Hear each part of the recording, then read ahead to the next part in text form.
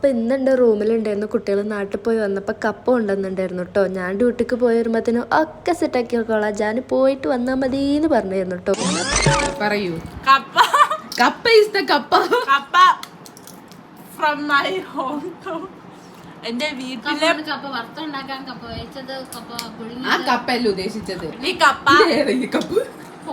കപ്പ എന്റെ വീട്ടിലെ പറമ്പിന്ന് പറിച്ചതാണെന്നാണ് എന്റെ ഒരു അഭിമാനം, അല്ല നിഗമനം. അഭിമാനമല്ല, അഭിപ്രായം. ഈ കപ്പ തന്ന എന്റെ ഡാഡിക്കും അമ്മയ്ക്കും നന്ദി. കാര്യങ്ങൾ ഇങ്ങനെയൊക്കെ ആണെങ്കിലും കുട്ടികൾ അടിപൊളിയാട്ടോ. പറഞ്ഞ പോലെ തന്നെ ചെയ്തിരിക്കും. കണ്ടില്ലേ, കപ്പയൊക്കെ മുറിച്ച് പീസാക്കി വെച്ചിട്ടുണ്ട്. ഒരു ഡെഡിക്കേഷൻ പറയുകയാണെങ്കിൽ പറയാതിരിക്കണേ നല്ലത്. വേറൊരു പാത്രം ഇല്ലാത്തത് കൊണ്ട് കുക്കറിൽ തന്നെയാണ് കുട്ടികൾ കുക്ക് ചെയ്യാൻ തീരുമാനിച്ചിട്ടുള്ളത്.